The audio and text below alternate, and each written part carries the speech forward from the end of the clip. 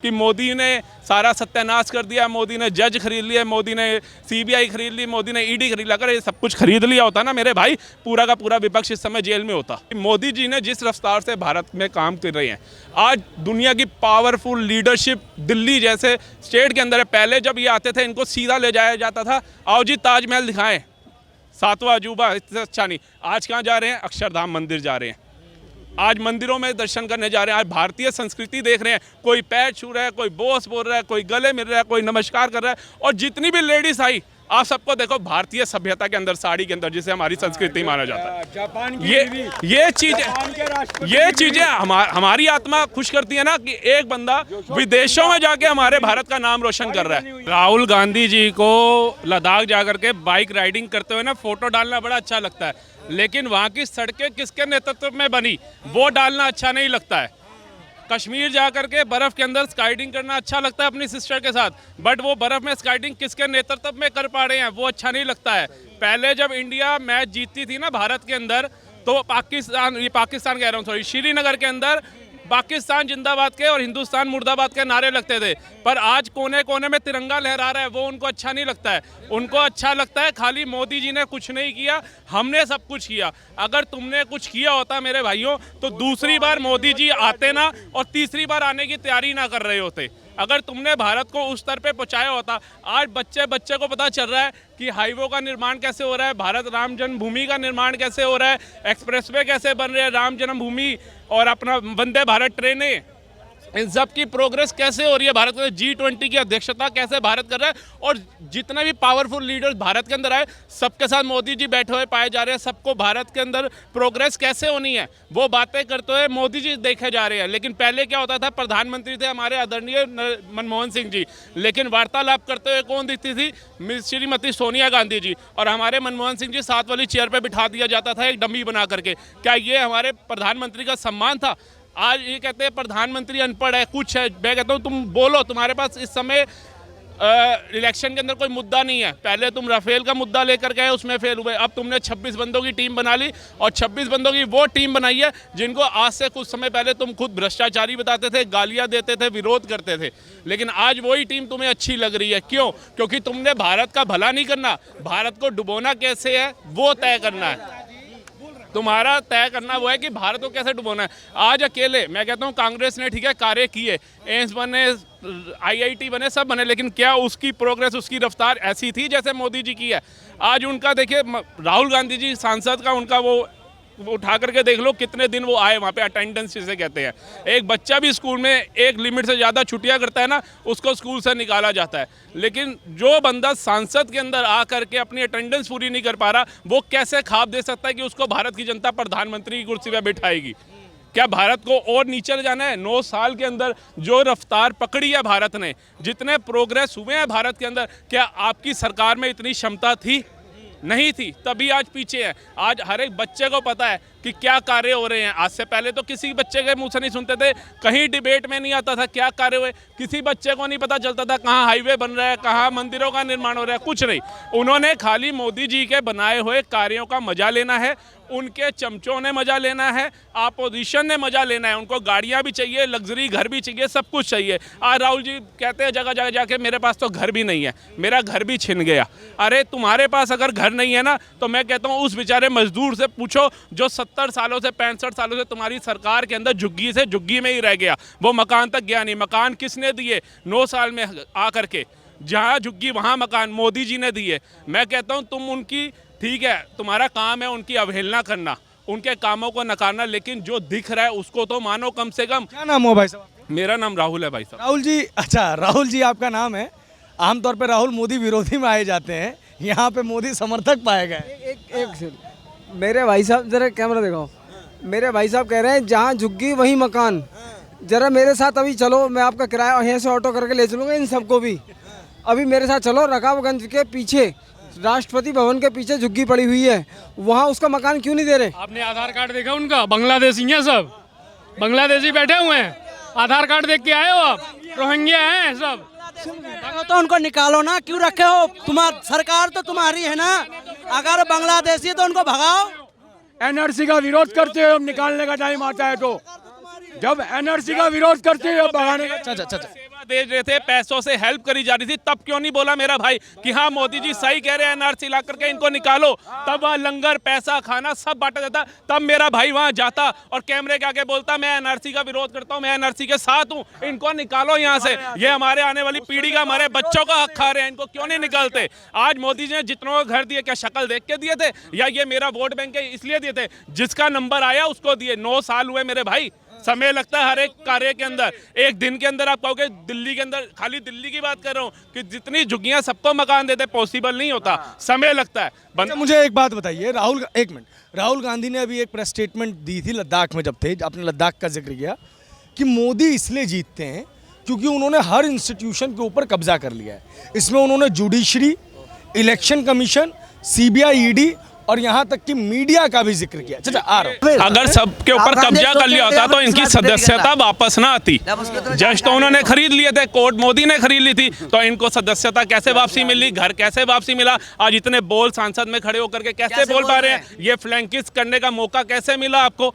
मोदी जी ने तो सब खरीद रखा था, तो कैसे मौका मिला? पहले आप इसका आंसर दीजिए ना।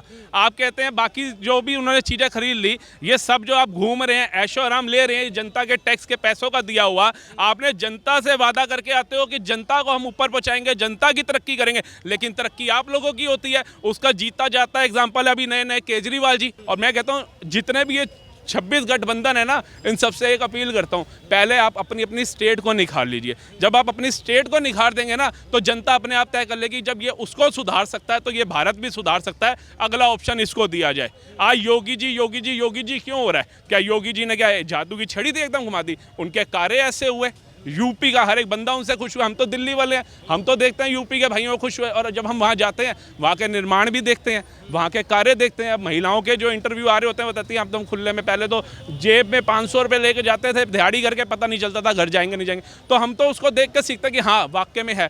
किसी स्टेट में दंगा होता है, सारे कहते हैं भैया योगी बाबा चाहिए। क्यों चाहिए? उन्होंने कार्य ऐसे करे, उनकी डिमांड है। मोदी के बाद योगी का नाम ही क्यों आ रहा है? घनश्याम, रामलाल, मोहम्मद अजीज, किसी का नाम भी आ सकता था। लेकिन जो कार्य करेगा जनता अपने आप उसको लाएगी। आपको बोलने की जरूरत नहीं है, ना आपको बगलाने की जरूरत है, ना आपको ये कहने की जरूरत है कि मोदी ने सारा सत्यानाश कर दिया, मोदी ने जज खरीद लिया, मोदी ने सीबीआई खरीद ली, मोदी ने ईडी खरीद लिया। अगर ये सब कुछ खरीद लिया होता ना मेरे भाई, पूरा का पूरा विपक्ष इस समय जेल में होता।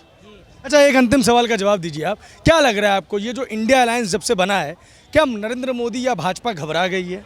देखिए, भाजपा ना पहले घबराई थी ना आज घबराई है। भाजपा जो आई है ना, ये मोदी जी की अगर मैं बात करूं, जितना मैंने इनके बारे में अभी तक पढ़ा है और जितना मैं इनकी अगर इतनी तारीफ कर रहा हूँ, मैं किसी पार्टी से थोड़ी ना बिलोंग करता हूँ, आप सबकी तरह एक आम नागरिक हूँ, लेकिन ये वीडियो देख करके ही जागरूक होते हैं हम। हमें दिखता है कि मोदी जी ने जिस रफ्तार से भारत में काम कर रहे हैं, आज दुनिया की पावरफुल लीडरशिप दिल्ली जैसे स्टेट के अंदर है। पहले जब ये आते थे, इनको सीधा ले जाया जाता था, आओ जी ताजमहल दिखाएं, 7वां अजूबा, इससे अच्छा नहीं। आज कहाँ जा रहे हैं? अक्षरधाम मंदिर जा रहे हैं। आज मंदिरों में दर्शन करने जा रहे हैं। आज भारतीय संस्कृति देख रहे हैं। कोई पैर छू रहा है, कोई बॉस बोल रहा है, कोई गले मिल रहा है, कोई नमस्कार कर रहा है। और जितनी भी लेडीज आई, आप सबको देखो भारतीय सभ्यता के अंदर, साड़ी के अंदर, जिसे हमारी संस्कृति माना जाता है। जापान की ये चीजें हमारी आत्मा खुश करती है ना कि एक बंदा विदेशों में जाके हमारे भारत का नाम रोशन कर रहा है। इंडिया के अंदर अगर उनको ला रहा है, आप राजघाट देखिए, सारे नेता पावरफुल है ना। आज से पहले तो उनके लिए सोफा भी इंपोर्टेंट मंगा दिया जाता था। कौन आ रहा है जी? फलाने का राष्ट्रपति आ रहा है। आज राजघाट के अंदर सारे नंगे पैर चलते हुए नजर आ रहे हैं, सारे। क्या गांधी जी एक आदर्श मानते हैं हम उनको अपना? एक राजघाट में उनकी समाधि है, वहां दर्शन, सबको नंगे पैर चला दिया उस बंदे ने। कुछ तो उसकी काबिलियत, उसकी तारीफ मानो। अनपढ़ कहना आसान है, अनपढ़ तो कहते हैं एक जमादार, मतलब कहता हूँ एक अधिकारी भी होता है। मैं जमादार शब्द का क्यों यूज़ करूँ, लेकिन एक अधिकारी, लेकिन उसका कार्य है जो कॉलोनी को आपकी चमका देता है, वो बताता है कि ये जो भाई अधिकारी है ना, क्या काम करता है, इसकी मेहनत बहुत बढ़िया है। उसकी तारीफ हम उसके ऊपर के अधिकारियों को तब करते हैं जब उसका कार्य अच्छा होता है। तो मोदी जी के कार्य अच्छे हैं, ये बच्चा बच्चा जान गए। आप भी तो समझो मेरे भाइयों, कब तक उनका विपक्ष में विरोध करते रहोगे? कब तक करते रहोगे? जितना तुमने खाना था, जितना लूटना था, लूट लिया। अब मेरे हिसाब से हर एक इन विपक्षियों के पास इतना पैसा है कि ये ऐश से जी सकते हैं। और मैं तो सबसे अपील ये करूंगा, जितना पैसा है इसको खाओ पियो, ऐश करो। ऐसा ना हो कि भ्रष्टाचारियों के जो आरोप हैं ये सिद्ध होते होते बुढ़ापे में तुम जेल की चक्की पीस रहे हो। आपने भारतीय संस्कृति का जिक्र कर दिया तो अचानक से ये सवाल उठा कि डीएमके के नेता हैं, वो सनातन को कोरोना डेंगू की से तुलना करते हैं। प्रियांक खड़गे जो कि मल्लिकार्जुन खड़गे के पुत्र हैं, वो लगभग इस चीज़ का समर्थन कर देते हैं। तमिलनाडु कांग्रेस के नेता भी समर्थन कर देते हैं। तो एक आम जन फिर इस पे क्या सोचता है? देखिए, ये जो मानसिकता होती है ना इंसान की, ये इंसान को कहते हैं घायल भी कर देती है और बहादुर भी बना देती है। तो ये इनकी मानसिकता ऐसी थी जो उजागर हो गई। जैसे कुछ टाइम पहले खड़गे जी ने भी बोला था कि भाजपा को हटाना है, नहीं तो ये सारा देश सनातनी कर देंगे, कुछ ऐसा उन्होंने भी बयान दिया था। आज ये जो हैं हमारे डीएमके के बेटे हैं, जो उदयनिधि स्टालिन, इन्होंने भी इतना बड़ा बयान दे दिया। तो मतलब इनकी जबान भी नहीं लड़खड़ाती कि 80 करोड़ से ज़्यादा हिंदू यहाँ रहते हैं, उनकी भावनाओं को कहाँ ठेस पहुँचेगी। तुम रह तो उन्हीं के बलबूते पे रहे हो, उन्हीं के वोट पे तुम जी रहे हो। आज जो लग्जरी गाड़ियाँ तुम यूज़ कर रहे हो, मकान यूज़ कर रहे हो, तुम्हारे चलने पे सड़कें खाली हो जाती हैं। चाहे गाड़ियों में पेशेंट हो, किसी की माँ बहन बीमार हो, बाप बीमार हो, वो भी नहीं देखा जाता, लेकिन तुम्हारे लिए सड़कों की सड़कें खाली होती है। क्यों? और तुम उसी सनातन के लिए अगर ऐसे शब्द बोलते हो तो तुम्हें सोचना चाहिए। जब तुम किसी और धर्म के लिए बोलते हो, 10 बार सोचते हो ना मेरे भाई, तो इस धर्म के लिए भी सोचो। और मैं तो आदरणीय मोदी से कहना चाहूँगा, अगर आपको कहते हैं ना आप हिंदुओं के लिए हो, तो आप तो कहो मैं हूँ। किस चीज़ का डर है? आप ऐसे थोड़ी ना प्रधानमंत्री बन गए। आपकी जितनी मैंने आज तक वीडियो देखी है ना, मैं भी आपके ऊपर ऐसे नहीं बोल रहा, वीडियो देखी आपकी, आपका पूरा जो जन्म पत्री है आज तक की, जो मेहनत करके आप आज इस गद्दी पे पहुँचे हो, सोने के चम्मच लेकर के पैदा हुए बंदे नहीं हो आप। ना आप हवाई जहाज़ों में बर्थडे मनाते हुए इंसान थे। आप जमीनी स्तर से 17-18 साल की उम्र में जिस इंसान ने घर छोड़ दिया, उसने क्या ख्वाब देखा होगा कि मैं भारत का प्रधानमंत्री बनूंगा? नहीं, उसने समाज सेवा के लिए एक संगठन में जुड़ा, झाड़ू पोछा करकट क्या क्या उसने कार्य नहीं किए होंगे। इतने ज़्यादा संघर्ष करने 52 साल की उम्र में जा करके वो गुजरात की एक गद्दी संभाली। गुजरात की गद्दी जब संभाली तो गुजरात की क्या दशा थी, और उसके बाद वहाँ का विकास दर देखिए आप कितना हुआ। भारत की जीडीपी में आज गुजरात का 18% का योगदान है। कैसे है?